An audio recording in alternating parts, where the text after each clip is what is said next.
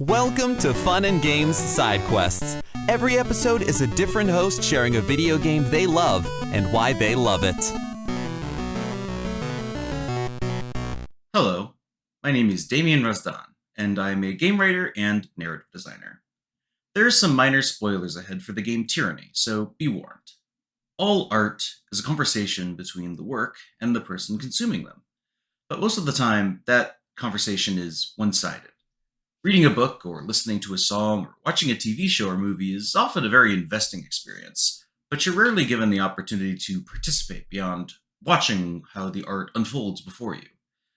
The experience that a piece of media has to offer, and the conversation that happens with it, never happens directly with the art, but in relation to how that art has made you feel.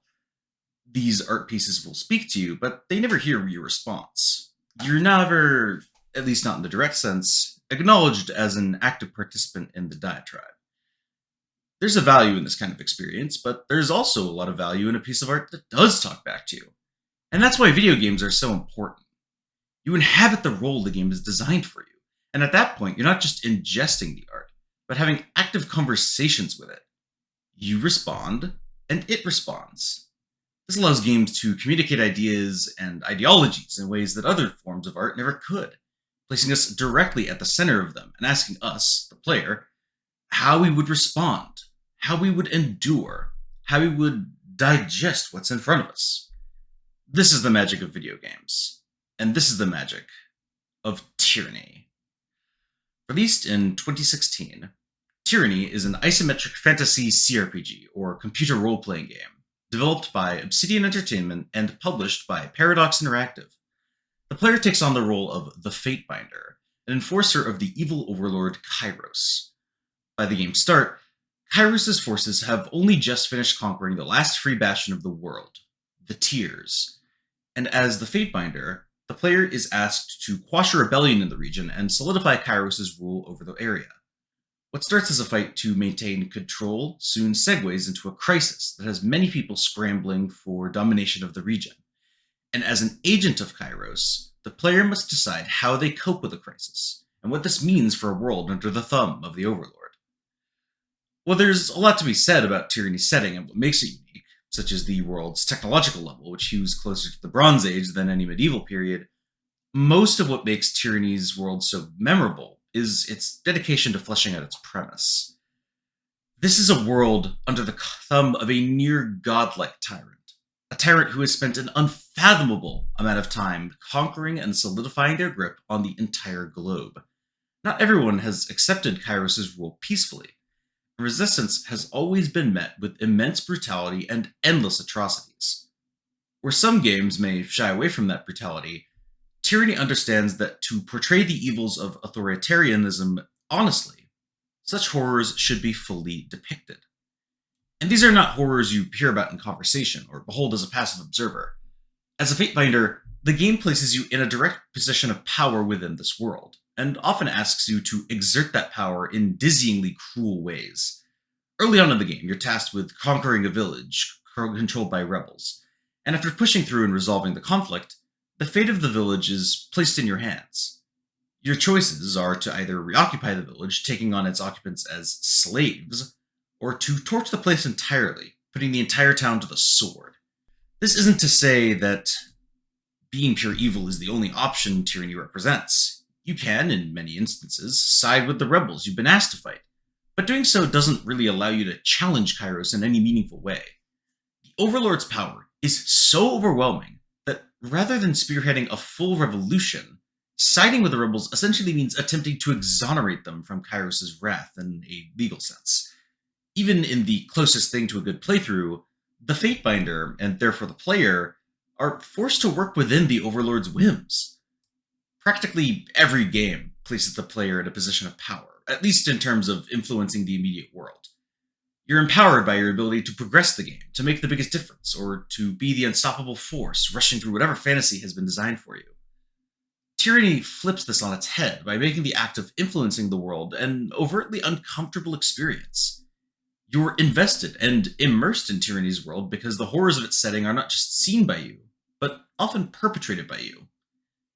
Even when they're not, Your efforts to shield the Overlord's victims from his violence doesn't result in any form of satisfying justice. You're fighting tooth and claw to keep people alive under his tyranny. This makes the world feel incredibly real and grounded, because it never breaks its own rules in the name of player gratification. The Fatebinder isn't pitched as the most important person in the universe, but rather a small agent within the world itself, and what the player does and how they define themselves as that agent feels meaningful regardless of how they act, because everything they do is informed by the game's setting and ideas. Tyranny respects the player's capacity to exist in and engage with its world, a trait all great games, big and small, possess. But grounded player agency isn't the only thing needed to build a living, breathing world, because the people in it have to feel alive too. Tyranny delivers this in spades, producing a cast of characters who have not only been shaped by the world, but exist as strands in the deep history of this setting. Verse, the very first companion you meet, is a member of one of the key factions of the game, the Scarlet Chorus. This is a common trick in many RPGs, to have their companions function as facsimiles of their specific faction. It's an easy way to give the player a more direct understanding of that faction's ideology. The Scarlet Chorus is a violent mob akin to a Mad Max gang, so Verse naturally has many of these traits as well, and like most of the Scarlet Chorus, she fears their leader, an eldritch nightmare known as the Voices of Nerat. But Verse isn't merely a representation of her faction. She's her own person, with a fully lived life, full of ups and downs and lessons learned. Discovering more about her isn't just a case of asking her an army of questions, as many of them are personal enough that you'll have to earn her trust to get straight answers. Beyond the stellar rating, the game treats your relationship with her not as a number that needs to go up, but as a genuine back and forth where how she regards you, whether with respect, fear, or a potent mix of both, defines what parts of herself she's willing to show you. A separate companion, Barrack, is another great example of this. He hails from the other major faction of the game, the Disfavored, a highly disciplined military under the leadership of the General Graven Ash, whose magic protects them from serious harm. The Disfavored are referred to as such because they had attempted to overthrow Kairos long ago, and must make up for their failure with eternal servitude. Barrack inherits the traits most Disfavored have, namely an intense sense of loyalty for Graven Ash, which in many ways extends to the Overlord. However, Barrack also carries the scars of a terrible incident in which Kairos' magic entrapped him inside a jagged metal suit.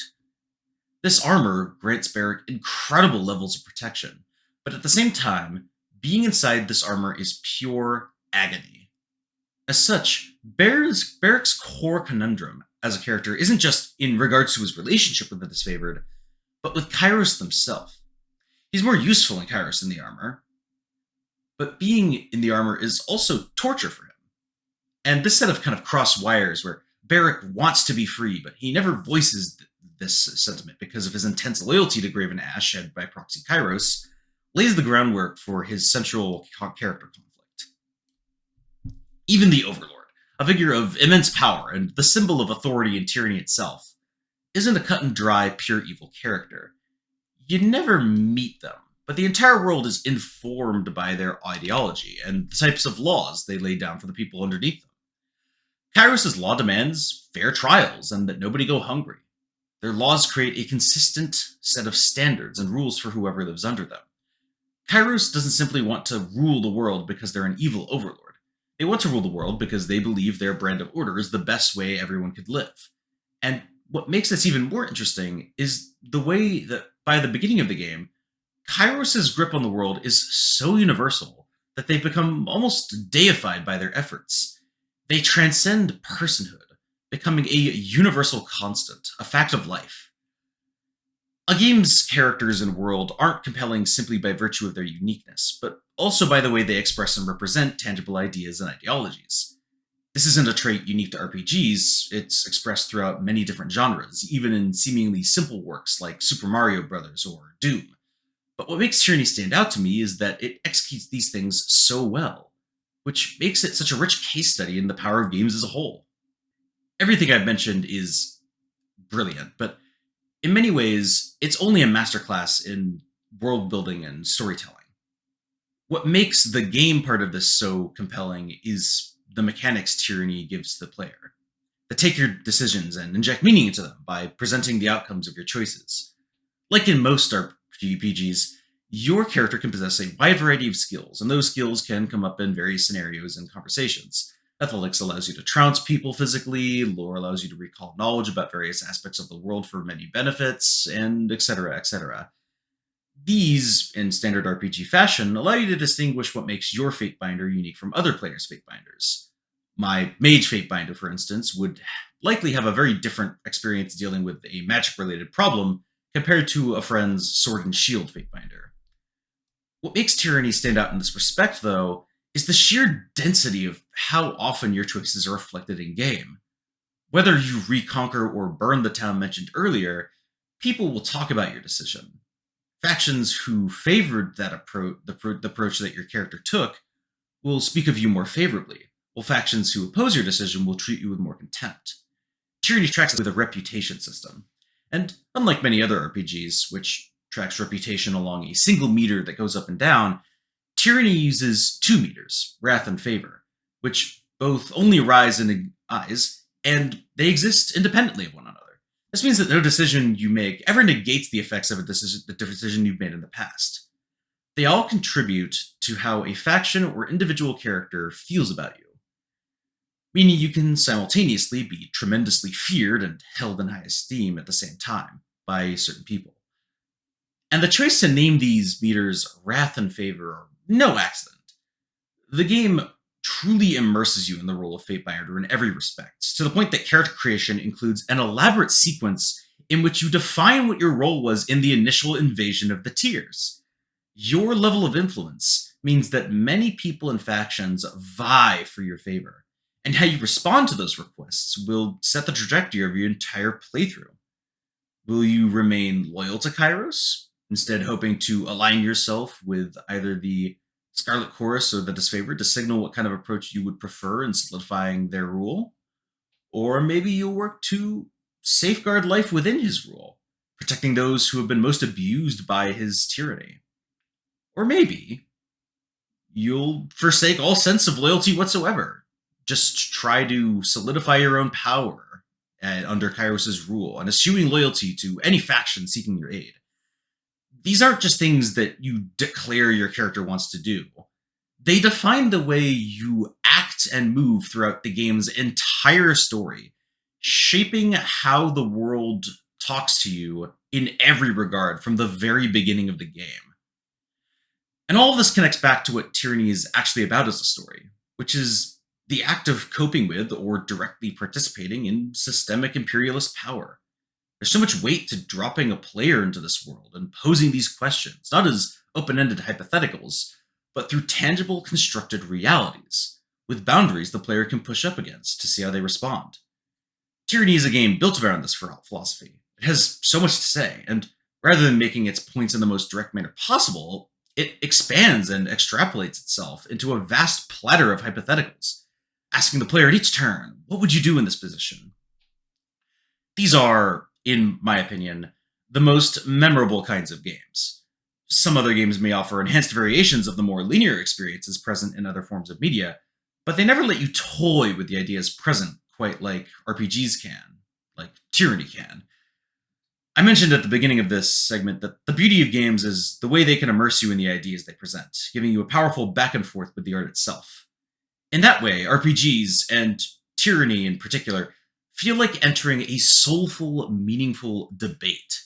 You immerse yourself in the topic, argue your case in whatever way feels most powerful, and by the end, you're left not just with credits rolled, but with a powerful, cathartic sense that this conversation will stay with you for years to come.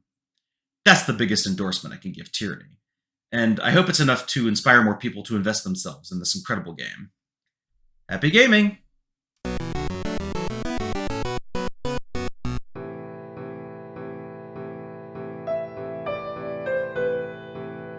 Are you tired of watching your beloved characters being tortured by careless authors? Are you sick of feeling like they could have swapped out all of the painful action and the plot would remain untouched? Subscribe to Books That Burn, the fortnightly book review podcast focusing on fictional depictions of trauma. We assume that the characters' reactions are reasonable and focus on how badly or well they were served by their authors. Join us for our minor character spotlights, main character discussions, and favorite non-traumatic things in the dark books we love. Find us on Spotify, iTunes, Google Play, or wherever you get your podcasts. CPOV. CertainPOV.com.